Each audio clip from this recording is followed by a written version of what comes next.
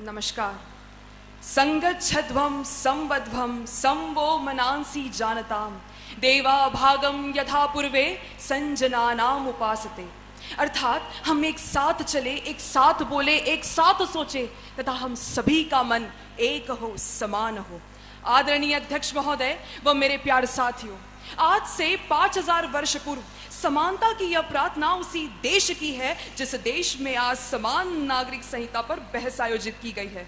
और इस बहस में मैं देश हित के पक्ष में खड़ी होकर अपनी जिरह खुद करूंगी, क्योंकि मैं जानती हूं कि यदि देश हित में मरना पड़े मुझको सहस्त्रों बार भी, तो भी न इस कष्ट को निज ध्यान में लाऊं कभी।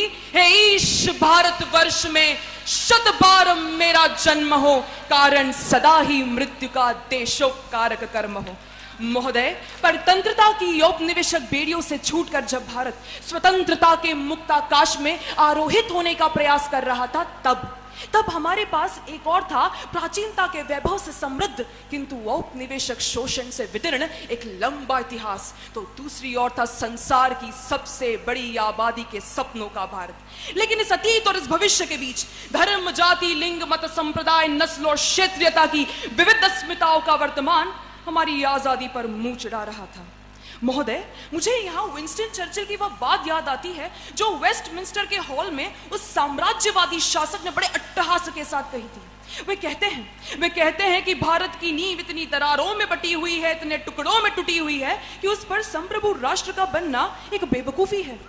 दोस्तों, मेरे विपक्षी वक्ताओं के तर्कों में भी चर्चिल की वही चालाक हंसी परिलक्षित हो रही है, जिसका उत्तर मैं यही दूंगी कि हमारे परिवर्तनकारी पुरोधाओं ने वह जंगली व्यवस्था नहीं चाही थी जहां हर जानवर का अपना अलग कानून होता है, नहीं वह श्वान प्रवृत्ति जहां अधिकार और कर्तव्य केवल मोहल्लों की सीमाओं तक बटे हो, नहीं वह सामंतवादी समाज जहां विधि धनाढ्यों की तिजोरियों में बंद होती हो, और नहीं वह धर्मतंत्र जो विधि से अधिक महत्ता पारलौकिक कर्म कांड को देता है।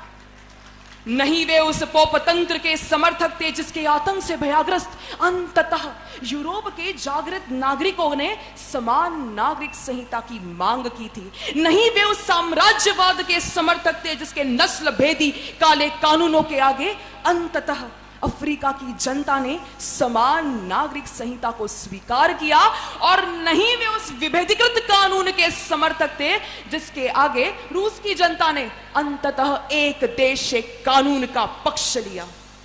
दोस्तों, अमेरिका के मैग्ना कार्टा से लेकर पश्चिमी राष्ट्रों के नागरिक अधिकार आंदोलनों तक विश्व के तमाम जनमानस ने अपने राष्ट्र के राष्ट्रहित को सर्वोपरि रखते हुए निजी कानूनों की स्वार्थ लिप्सा को बहिष्कृत किया, अस्वीकृत किया तथा समान नागरिक संहिता को अपनाया।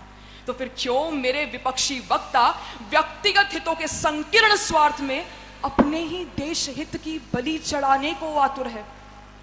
दोस्तों, आजादी के बाद भी यदि हमें हमारी भारतीयता को मनुस्मृति के नियमों और हदीस की शरीयतों के ही सुपुर्द करना था, तो इतने बड़े संविधान की आवश्यकता ही नहीं। महोदय, क्या यह अपवाद नहीं कि विश्व के सबसे बड़े धर्मनिरपेक्ष लोकतांत्रिक मुल्क का आईन, जिसका पहला ही हर्फ we the people of India से शुरू होता है, वह मुल्क व्यक्तिगत कानूनों के आगे आत्मसमर्पण कर देता है?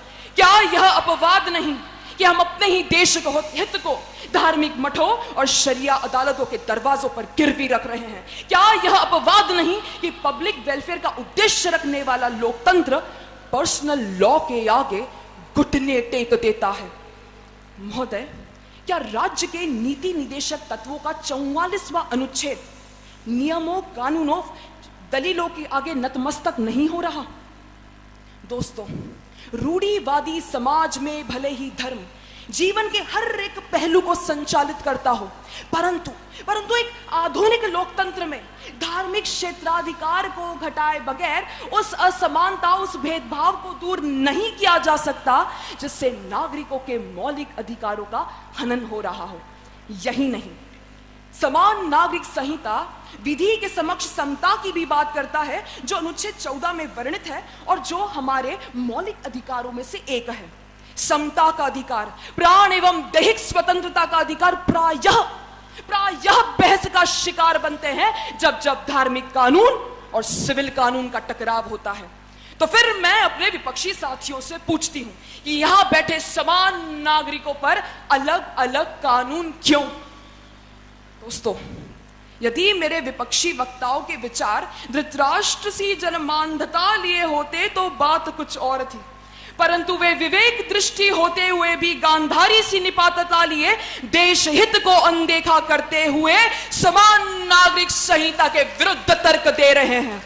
शायद वे चाहते हैं कि संविधान जो सभी के लिए, सभी के द्वारा, सभी को समर्पित देश हित का कानून है, वे कुछ लोगों के लिए, कुछ लोगों द्वारा, कुछ लोगों को समर्पित कानून बन जाए। शायद वे चाहते हैं कि देश के 125 करोड़ नागरिकों का अपना अपना पर्सनल लॉ हो और हर आदमी अपनी जेब में संविधान लेकर घूमे।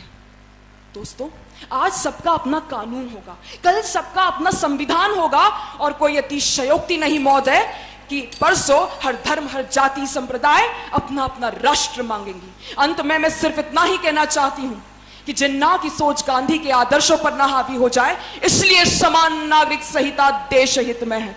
भारत तेरे टुकड़े होंगे की मानसिकता भारत के एकता, अखंडता पर हावी न हो जाए, इसलिए समान नागरिक संहिता देश हित में है। जय हिंद, जय भारत, धन्यवाद।